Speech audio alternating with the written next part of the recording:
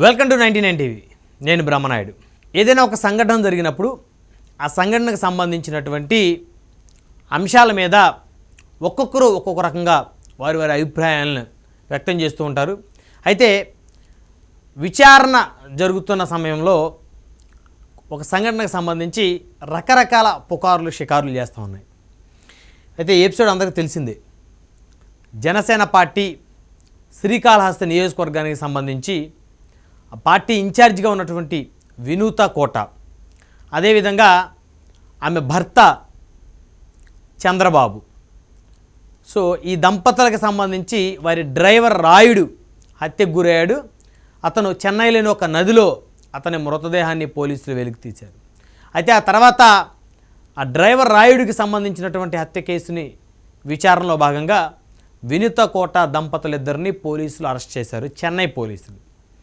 ఇకపోతే అసలు ఏం జరిగింది ఈ ఎపిసోడ్లో అనేది రకరకాలుగా చర్చకు వస్తున్న పరిస్థితి ఉంది. ఎందుకంటే వినూత కోట గారికి సంబంధించినటువంటి ఒక ఇన్ఫర్మేషన్, ఆమె భర్తకి సంబంధించినటువంటి ఇన్ఫర్మేషన్ డ్రైవర్, ఈ ఫోటోలో ఉన్నటువంటి వ్యక్తి రాయుడు ప్రస్తుతం తెలుగుదేశం పార్టీ ఎమ్మెల్యేగా ఉన్నటువంటి శ్రీకాళహస్తి టీడీపీ ఎమ్మెల్యే బొజ్జల సుధీర్ రెడ్డి గారికి ఇన్ఫర్మేషన్ పాస్ చేశారని, సో దాని ద్వారా కోపం వచ్చి ఈ దంపతులిద్దరూ డ్రైవర్ రాయుడిని హత్య చేశారనేటువంటి ఒక ఎపిసోడు తెర మీదకి వచ్చింది. అదేవిధంగా మరొక ఎపిసోడ్ చూద్దాం. మరొక ఎపిసోడ్ అంటే పబ్లిక్లో రకరకాలుగా సోషల్ మీడియాలో జరుగుతున్న చర్చ.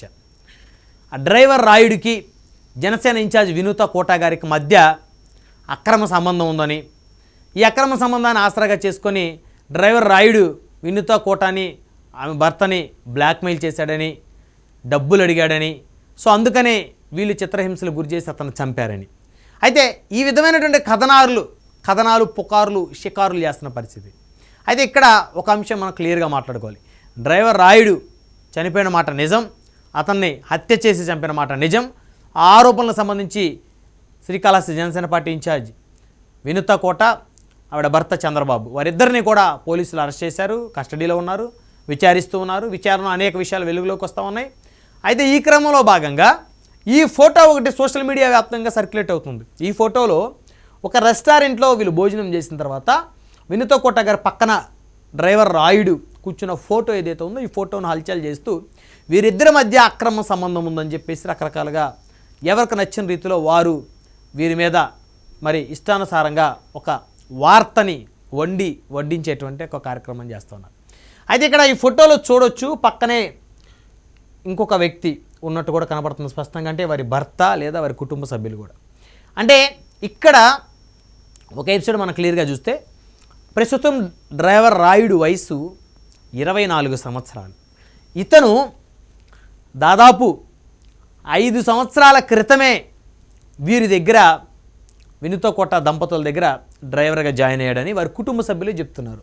డ్రైవర్ రాయుడు కుటుంబ సభ్యులు అంటే 18-19 సంవత్సరాల వయసుకి ఆ పిల్లవాడు ఇక్కడ జాయిన్ అయ్యాడని, ఆ పిల్లవాడు అనాథని, ఎవరూ లేరని, సో అంతకుముందు వీరి దగ్గర డ్రైవర్గా పనిచేసినటువంటి అతనికి సమీప బంధువు అతను అబ్రోడ్ వెళ్ళిపోతూ దుబాయ్, కువైట్ అతను ఏదో పని నిమిత్తం వెళ్ళిపోతూ ఈ అబ్బాయిని అక్కడ పెట్టాడనేటువంటి ఒక ఎపిసోడ్ కూడా తెర మీదకి వచ్చింది. వారి బంధువులు, కుటుంబ సభ్యులు చెప్తూ ఉన్నారు.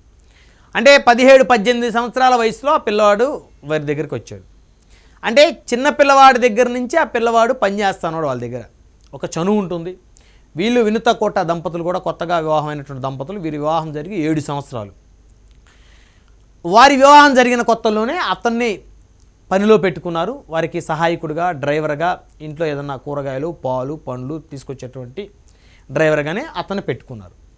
అయితే మరి ఏం జరిగింది అనేది పోలీసులు విచారణ చేస్తున్నారు. ఈ హత్య కేసులో వీరికి సంబంధం ఉందనేటువంటి వాస్తవాలే విషయాలు వెలుగులోకి వస్తున్నాయి. అయితే ఈ విధంగా ఈ డ్రైవర్ మధ్య ఈవిడ మధ్య అక్రమ సంబంధాన్ని అంటగట్టి చేసేటువంటి ప్రచారంలో వాస్తవం లేదు అనేది డ్రైవర్ రాయుడికి సంబంధించినటువంటి వారికి ఎవరైతే దూరపు బంధువులు ఉన్నారో వారు మరి కొద్దిసేపటి క్రితమే మన 99 టీవీ డిబేట్లో మాట్లాడుతూ వారు ఒక ఆవేదన కూడా వ్యక్తం చేశారు. మా అబ్బాయి అలాంటి వ్యక్తి కాదండి, ఇది పచ్చి అబద్ధం, వారి మధ్య అక్రమ సంబంధం ఉందనేటువంటి మాట అబద్ధం. ఇది రకరకాలుగా మరి వైఎస్ఆర్సీపీకి చెందినవారు మరి ఆవిడ జనసేన ఇన్ఛార్జ్ అని చెప్పేసి ఆవిడతో పాటు ఈ అబ్బాయిని కూడా కలిపి అక్రమ సంబంధం అంటగట్టి పైశాచిక ఆనందం పొందుతున్నారు.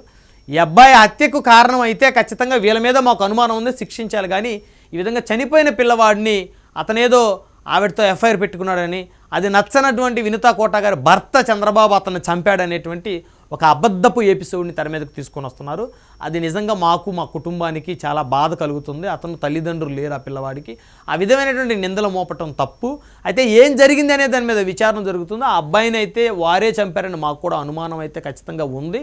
దాని మీద ఇంకా పోలీసులు పూర్తిస్థాయి దర్యాప్తు జరిపి వాస్తవాలను వెలుగులోకి తీసుకురావాలని కోరుకుంటున్నాం. కానీ మా పిల్లవాడి మీద అక్రమ సంబంధం పెట్టుకున్నాడని ఓనర్ తోటి దాని ద్వారా అతనేదో బ్లాక్మెయిల్ చేశాడని, అదేవిధంగా ఆయన ఎవరైతే వినుతా కోట భర్త తెలిసి మరి నా భార్యతో అక్రమ సంబంధం పెట్టుకుంటావా అని చెప్పేసి అబ్బాయిని చంపాడని చెప్పేసి రకరకాలుగా వండి వారుస్తున్నటువంటి వార్తలు అది మాకు బాధ కలిగిస్తుందంటే వారి కుటుంబ సభ్యులు, వారి దూరప బంధువులు కూడా ఆవేదన వ్యక్తం చేస్తున్నారు. అంటే ఇక్కడ ఈ ఎపిసోడ్లో మనం ఒకటి చూడాలి.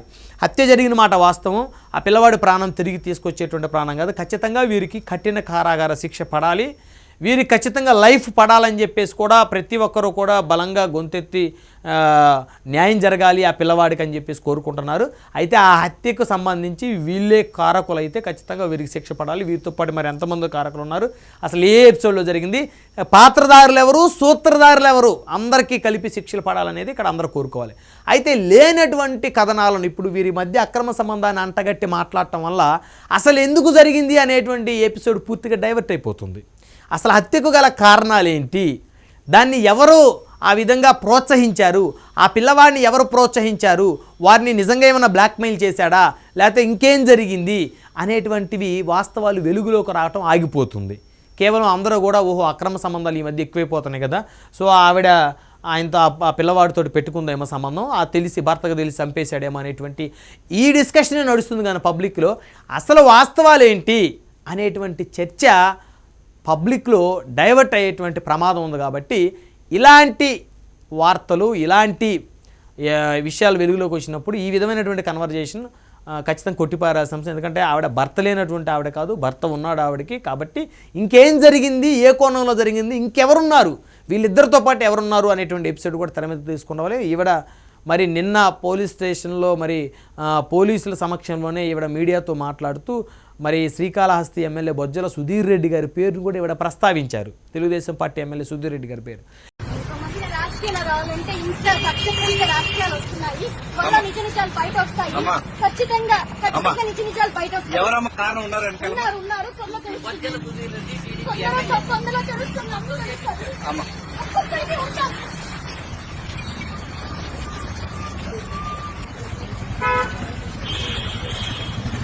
సో కాబట్టి ఖచ్చితంగా ఆయన కూడా విచారించాలని చాలామంది కోరుకుంటా ఉన్నారు. సో అంటే ఏం జరిగింది అనేది తెలుసుకోకుండా కేవలం వన్ సైడెడ్గా విని వన్ సైడెడ్గానే రకరకాల కథనాలు, నచ్చని వారు ఎవరన్నా గిట్టని వారు కథనాలు వండి వారిస్తే వాటిల్నే నిజమని చెప్పేసి ప్రచారం చేస్తే అసలు ఏం జరిగింది అనేటువంటి వాస్తవాన్ని ఖచ్చితంగా మనము ఆ వాస్తవాన్ని మనమే తొక్కిపట్టిన వారు అవుతాం. సో ఆ వాస్తవాలు వెలుగులోకి రావాలి.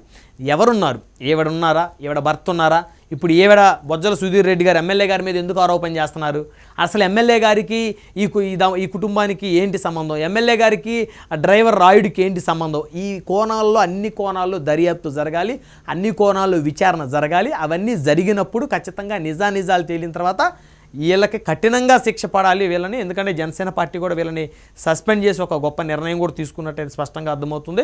వీరిని సస్పెండ్ కాదు, ఏకంగా బహిష్కరించింది జనసేన పార్టీ. ఆ పార్టీ నుంచి వీరిని ఇన్ఛార్జ్ హోదా నుంచి తీసేయటమే కాకుండా వీరిని పార్టీ నుంచి కూడా బహిష్కరించారు. సో కాబట్టి వాస్తవాలు ఏంటి, అవాస్తవాలు ఏంటి అనేది తెలియకుండా కనుక ప్రచారం కనుక చేస్తే అది పూర్తిగా డైల్యూట్ అవుతుంది. అంటే ప్రధానమైనటువంటి అంశం డైల్యూట్ అయిపోయిన తర్వాత మరి ఆ పిల్లవాడికి కూడా న్యాయం జరగదు. ఇప్పుడు అందరూ ఆ పిల్లవాడిని ఏమనుకుంటున్నారు, ఈ పిల్లవాడిదే తప్పు, డ్రైవర్గా పనిలో పెట్టినప్పుడు ఈ పిల్లవాడు డ్రైవర్ పని చేయాలి. కానీ ఆ విధంగా ఒక ఎన్ఆర్ఐ మహిళ, భర్త ఉన్న మహిళ, ఒక పార్టీ ఇన్ఛార్జిగా ఉన్న మహిళతో అక్రమ సంబంధం నడిపితే భర్త ఊరుకుంటాడా, తెలిసి చంపేశాడని చెప్పేసి రకరకాలుగా ఆ పిల్లవాడిని కూడా ఈరోజు అందరూ మాట్లాడుతున్న పరిస్థితి ఉంది. కాబట్టి దయచేసి కాస్త అత్యుత్సాహం తగ్గించుకోవాల్సినటువంటి అవసరం అయితే చూసేవారికి ఉంది. ప్రచారం చేసే వాళ్ళకు ఉంది. ఎందుకంటే ఇది ప్రజాస్వామ్య దేశంలో ఏం జరిగింది అనేది వాస్తవాలు వెలుగులోకి రాకుండా ఎవరికి నచ్చినట్టు వాళ్ళ కథనాలు రాయటం అనేది నిజంగా అదొక దురదృష్టకరమైన అంశం. పోనీ ఏమైనా స్టేట్మెంట్ ఇచ్చారా ఎవరన్నా? పోలీసులు స్టేట్మెంట్ ఇచ్చారా? ఆంధ్రప్రదేశ్కి సంబంధించి ఏమైనా ఒక స్టేట్మెంట్ వచ్చిందా ప్రభుత్వం తరపు నుంచి కానీ పోలీస్ డిపార్ట్మెంట్ తరపు నుంచి కానీ? సో కాబట్టి వచ్చేంత వరకు వెయిట్ చేయాలి, ఓపిక పట్టాలి. అంతేగాని కథనాలు వండి వారిస్తే అది నిజంగా అది చాలా దురదృష్టం అది. ఎందుకంటే మా పిల్లవాడికి న్యాయం జరగదు. ఇప్పుడు అందరూ కోరుకునేది అంటే ఆ పిల్లవాడు బాధితుడు, ఆ పిల్లవాడు అన్యాయంగా ముక్కుపచ్చలాన్న పిల్లవాడు 24 సంవత్సరాలకే అన్యాయంగా బలైపోయాడు. సో ఈ దంపతులను నమ్ముకొని డ్రైవర్గా ఉండి బలైపోయాడు. సో ఖచ్చితంగా వీళ్ళ దగ్గర డ్రైవర్గా ఉన్నాడు కాబట్టి వీళ్ళదే బాధ్యత, వీళ్ళే బాధ్యత తీసుకోవాలి. మరి ఈ ఎపిసోడ్కి ముందు కొన్ని రోజులకు ముందు ఇవిడ ఒక పోస్ట్ కూడా పెట్టారు, డ్రైవర్ రాయిని మేము పనిలో తీసేస్తాం, అతనికి మాకు ఎలాంటి సంబంధం లేదని. అసలు పోస్ట్ ఎందుకు పెట్టింది ఈవిడ? సో ఈవిడ పోస్ట్ పెట్టిన తర్వాత ఈ ఎపిసోడ్ ఎందుకు జరిగింది? అసలు ఎమ్మెల్యే గారి పేరు ఇప్పుడు ఎందుకు చెప్తుంది? ఆయనే దీనికి కారణం అని ఈవిడ. సో ఈ అన్ని కోణాల్లో విచారణ జరగాలి, దర్యాప్తు జరగాలి. ఆ తర్వాత ఏం జరిగిందనేది పూర్తి ఆధారాలు, పూర్తి వాస్తవాలు తెలుసుకొని మాట్లాడాల్సిన అవసరం ఉంది. అంతేగాని అమాయకంగా ఒక పిల్లవాడికి అక్రమ సంబంధం అంటగట్టేస్తే ఇప్పుడు ఈవిడకేదో అన్యాయం జరిగిపోతుందని నేనే చెప్పట్లేదు. ఆ పిల్లవాడికి న్యాయం జరగదు. ఇప్పుడు అందరి దృష్టిలో ఆ పిల్లవాడు ఏంటి, కావాలని చెప్పేసి చేశాడు, అతను చేసుకున్న పాపాన్ని అనుభవిస్తున్నాడు. మరి ఒక వివాహితతోటి సంబంధం పెట్టుకోవడం వల్ల ఆ పిల్లవాడు ఈ పరిస్థితికి వచ్చాడని చెప్పేసి అందరూ ఆ పిల్లవాడిని అంటున్నారు ఈరోజు. సో కాబట్టి ఇలాంటి ఎపిసోడ్లు దయచేసి ఆగండి. అత్యుత్సాహపరులు అందరూ కూడా కాస్త ఉత్సాహాన్ని తగ్గించుకోండి. ఏం జరిగిందనేది ప్రభుత్వాలు ఉన్నాయి, న్యాయస్థానాలు ఉన్నాయి, చట్టాలు ఉన్నాయి, విచారిస్తారు. సో వాస్తవాలు వెలుగులోకి వచ్చేంత వరకు ఆగాలి. కానీ దయచేసి ఒక అబద్ధాన్ని ప్రచారం చేస్తున్నామా, మనం ఒక నిజాన్ని ప్రచారం చేస్తున్నామా కూడా తెలుసుకోకుండా, ఆధారాలు లేకుండా ప్రచారం చేయటం ఇలాంటి సెన్సిటివ్ ఇష్యూస్లో అయితే చాలా చాలా తప్పు. చూద్దాం మరికొన్ని వాస్తవాలు వెలుగులోకి వచ్చేంత వరకు. ఖచ్చితంగా ఈ ఎపిసోడ్కి సంబంధించి ఎవరిదే తప్పు అనే దాని మీద అయితే పూర్తిగా జడ్జ్ చేసే అధికారం అయితే ఎవరికి లేదు.